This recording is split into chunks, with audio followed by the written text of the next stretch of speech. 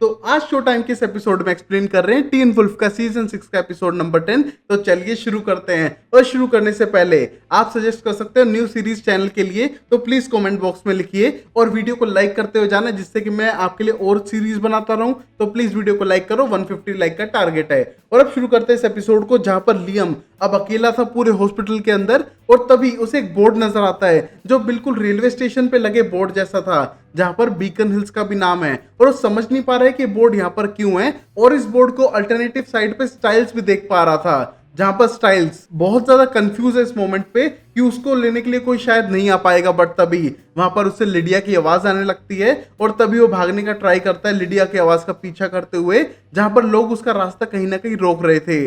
But तभी वहां पर आ चुके थे शेरिफ, गन चलाते हुए बोलते हैं कि उस लड़के को जाने दो, उसके पास से हट जाओ। और यहाँ पर हम देखते हैं स्टाइल ये देख के बहुत ज्यादा खुश था कि उसके डैड उसके पास आ चुके हैं, और यहाँ पर वो उसके गले मिलते हुए बहुत ज्यादा खुश था और बोलता है कि यहाँ पर मुझे लिडिया की आवाज आ रही है, मुझे उसका पीछा करना होगा और शायद वो मेरी जान बचा सके। और यहाँ पर जैसे वाइल्ड हंट आने लगता है, शेरिफ अपनी जान को खतरे में डाल के अपने बेटे को उस आवाज का पीछा करने के लिए कहते हैं, जहां पर उस रिफ्ट के पास पहुंचकर स्टाइल्स उसको पार करने का ट्राई कर रहा था। और यहाँ पर लिडिया को नजर भी आ रहा है कि वो रियल वर्ल्ड के अंदर रिफ्ट से आ रहा है, बट यहाँ पर तभी रिफ्ट बंद हो चुकी थी। और ये देख के बहुत ज्यादा इमोशनल हो जाती है लिडिया, क्योंकि उसे लगता है कि शायद रिफ्ट क्रॉस कर ली थी स्टाइल्स ने। बट यहाँ पर स्कॉट और मलिया को तो कुछ नजर नहीं आ रहा है, और ये देख के बोलते हैं कि शायद कभी स्टाइल वापस नहीं आ पाएगा, और उन्हें जितनी भी ट्राई की वो सब वेस्ट जा चुकी है। और तभी हम देखते हैं लिडिया मानने के लिए बिल्कुल भी तैयार नहीं थी, और हमको भी ऐसा मानना नहीं चाहिए, क्योंकि गाइस लिडिया और स्टाइल्स के कॉम्बिनेशन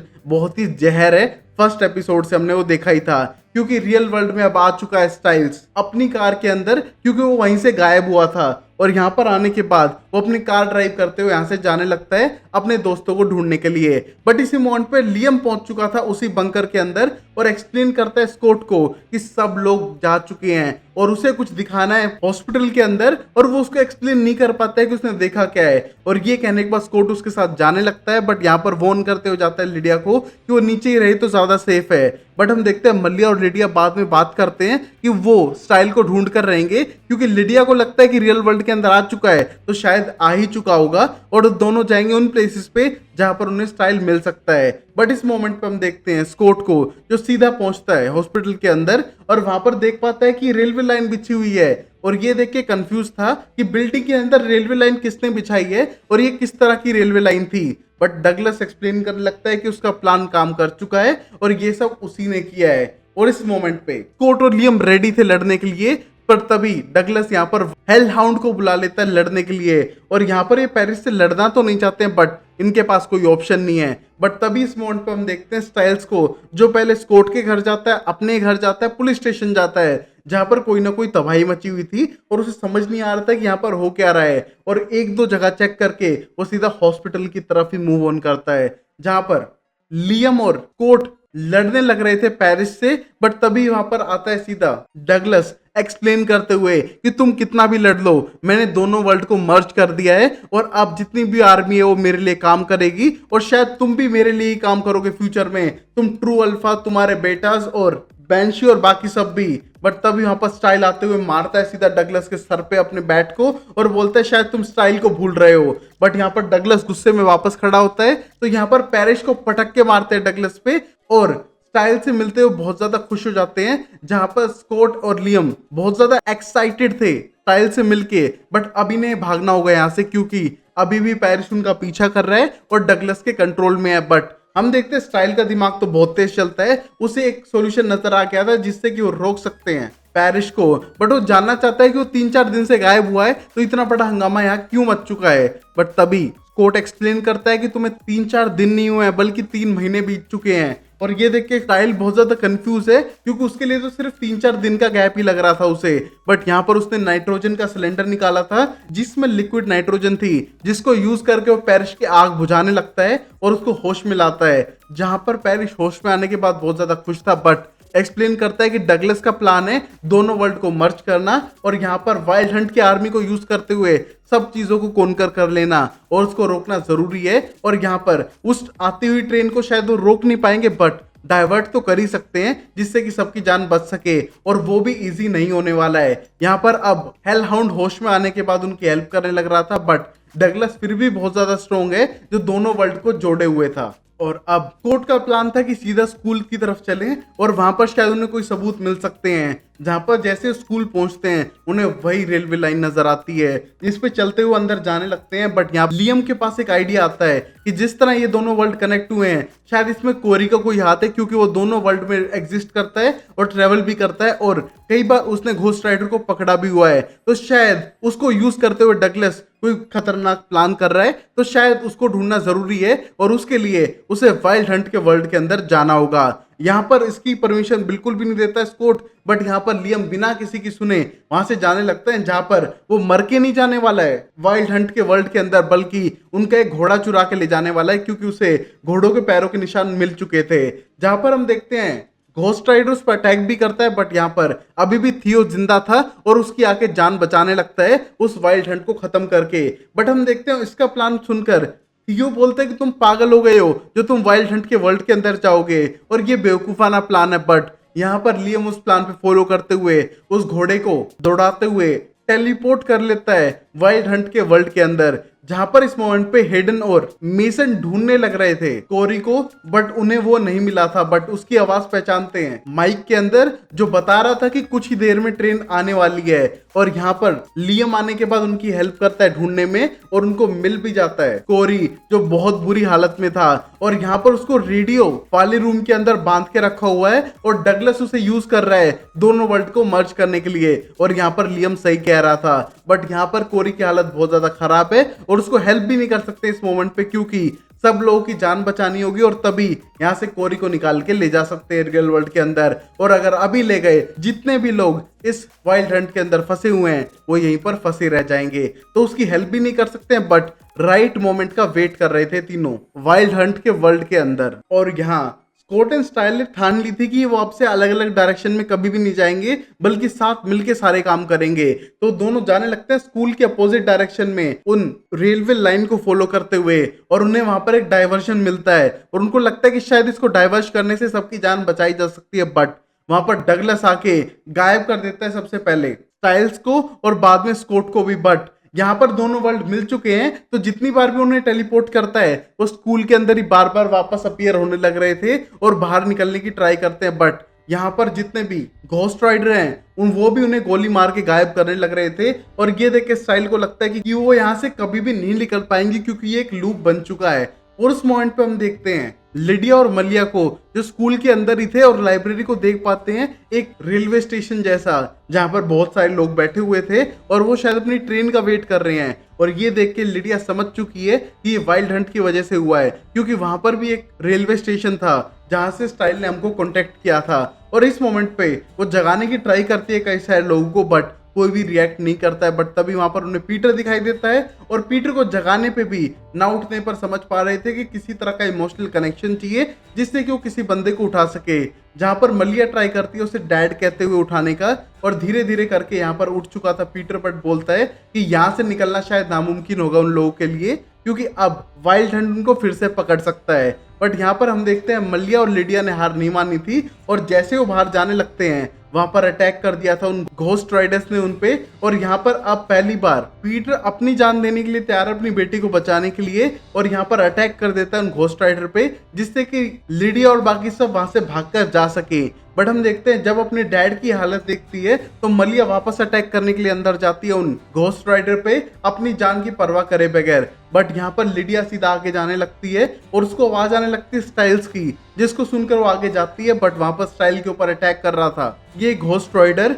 और सीधा बैंशी की आवाज में चिल्लाती है और घोस्ट राइडर के सर को कुचल देती है अपनी आवाज के तले, और यहाँ पर सीधा मिलके किस करने लगती है स्टाइल्स को। और यहाँ पर इन दोनों लव बर्ड्स की फिर से मुलाकात हो चुकी थी, जहां पर लिडिया सॉरी बोलती है कि उसको याद रखना चाहिए था वो मोमेंट जहां पर उसने प्रॉमिस किया था कि वो उसे नहीं भूलेगी।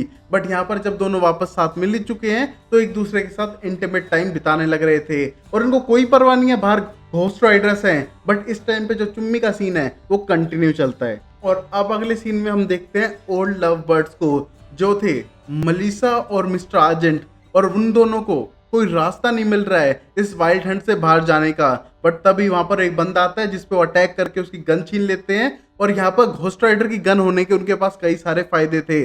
बट यहाँ पर दूसरा जब घोस्ट राइडर आता है तो उसके साथ एक बैटल होती है जहां पर मिस्टर आर्जेंट उसको मारकर जीत जाते हैं। और इस खुशी में मलिसा उसे किस करती है। और गाइस ये मैंने पहले भी आपको वार्न किया था कि स्कॉट के ससुर जी कभी पापा जी ना बन जाएं। और वही किस्सा हो रहा है जहां पर ये दोनों इंटीमेट होने लग रहे हैं और शायद अब ये निकल पाएंगे इस वाइल्ड हंट से भी रियल वर्ल्ड के लिए। और उसी मोमेंट पे हम देखते हैं स्कॉट वापस पहुंच चुका है सीधा डगलस के पास में, जहां पर डगलस लड़ने के लिए तैयार है और उसने पूरी आर्मी को बुला लिया है उन घोस्ट राइडर की जिनको मैनिपुलेट करते हुए अटैक करवाना चाहता है कोर्ट के ऊपर। और बोलते हैं कि अगर तुम जर्मन सोल्जर होते मेरी तरह नाजी तो कितना अच्छा होता, हम साथ मिलके दुनिया पे कॉन्कर करते, बट तुम मेरे खिलाफ हो तो तुम मरोगे। और यहाँ पर वो पूरी आर्मी उस पर अटैक करने लगती है और यहाँ पर उसको वॉर्न करते हुए बोलता है कि तुम एक लॉन वुल्फ हो और लॉन वुल्फ का कोई साथी नहीं होता है। बट तभी वहां पर आ चुका था थियो, पीटर और मलिया लड़ने के लिए स्कॉट की तरफ से।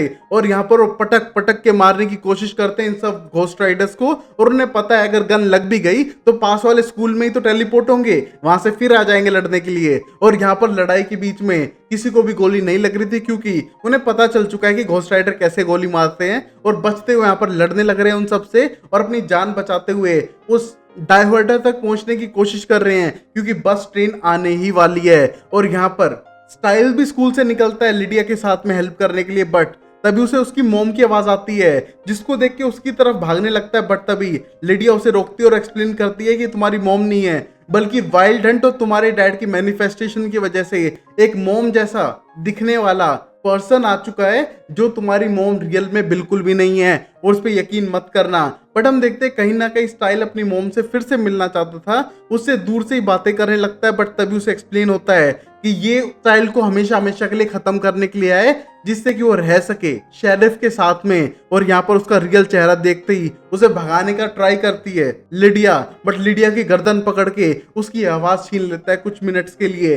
और यहाँ पर उसकी जान बचाने के लिए जब स्टाइल आता है तो स्टाइल पे सीधा अटैक करती है, उसे मारना चाहती है जिससे कि उसके और शेरिफ के बीच में फ्यूचर में कोई भी ना आए। और अब यहाँ हम डाइवर्टर को देखते हैं जिसके लिए लड़ाई होने लग रही थी इन वाइल्ड हंट के क्रीचर्स और स्कॉट की टीम के बीच में, जहां पर ट्रेन की अब आवाज आने लगी है जैसे कि वो पहुंचने वाली हो बीकन हिल्स में। और गाइस ये एक तरह की मैन्युफैक्चरिंग ट्रेन है जो सारी सोल्स को अपने साथ लेते हुए चली जाएगी बीकन हिल से। और यहाँ पर शायद लिडिया ही आखिरी अकेली बचने वाली है क्योंकि सब लोगों को तो पहले लेकर जा चुके हैं। और यहाँ पर मलिया एक हंटर निकालती है और स्कॉट को पकड़ाती है जिससे कि वो डाइवर्टर तक पहुंच सके क्योंकि डगलस उस पर बार बार अटैक कर रहा था। और यहाँ पर जैसे ही ट्रेन आने वाली थी वहां पर उसने लीवर को खींच दिया था जिससे कि ट्रेन डाइवर्ट होते हुए टाउन के बाहर से निकल जाए और यहाँ पर जितने भी लोग हैं उन सबकी जान बच जाए। जिसको देख के डगलस को बहुत गुस्सा आता है बट वो कुछ नहीं कर पाया था। और यहाँ से ट्रेन पास होते हुए बाहर निकल जाती है और इसी मोमेंट पे स्कॉट गुर्राने लगता है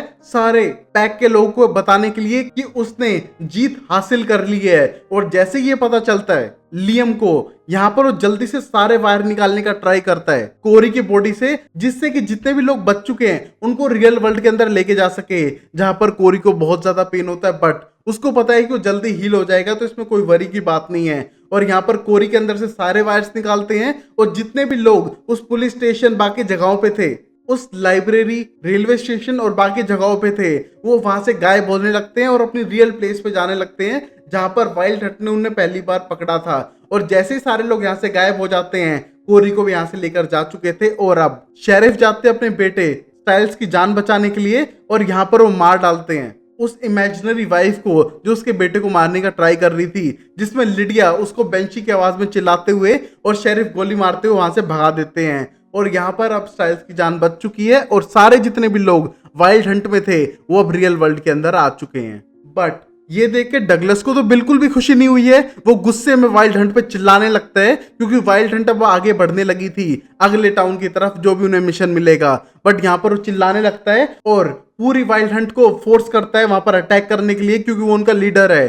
बट तभी पता चलता है कि वाइल्ड हंट का कोई भी लीडर नहीं है और यहाँ पर वाइल्ड हंट घेरते हैं डगलस को और उसको अपने जैसा बना देते हैं और उसको वहां से लेकर चले जाते हैं। जिसको देख के समझ पा रहे थे कि वाइल्ड हंट को रोकना तो नामुमकिन है बट उससे उसका टाउन अभी के लिए बच चुका है और डगलस भी हमेशा हमेशा के लिए जा चुका है उनके साथ तारों के शहर में, जिससे कि शायद वो कभी वापस नहीं आने वाला है और सब लोग यहाँ पर सेफ है। और अब जब सब कुछ सही हो चुका है, सब लोग वापस आ चुके हैं, उनकी मेमोरीज नॉर्मल हो चुकी हैं और किसी को भी ज्यादा कुछ याद नहीं है, सिर्फ इन लोगों के। और यहाँ पर ये सब देख के शहरी बहुत ज्यादा खुश नजर आते हैं कि सब कुछ नॉर्मल हो चुका है। और यहाँ पर स्टाइल को बिल्कुल अच्छा नहीं लगता है कि उसके 3-4 महीने ऐसे खराब हो गए, उसे कुछ याद नहीं है और अब सीधा ग्रेजुएशन है और यहाँ पर मलिया को समर स्कूल अटेंड करना पड़ेगा ग्रेजुएशन के लिए, वरना वो ग्रेजुएट नहीं होगी। तो उन सब के पास बहुत ज्यादा काम है, बट यहाँ पर स्टाइल को लगता है कि उसका पूरा मजे करने वाला टाइम खत्म हो चुका है, तो शायद उसे कुछ करना चाहिए। बट यहाँ पर उसकी कोई बात ना सुनते वहां से जाने लगता है और लास्ट मोमेंट पे वो लियम और मेसन से मिलते हैं,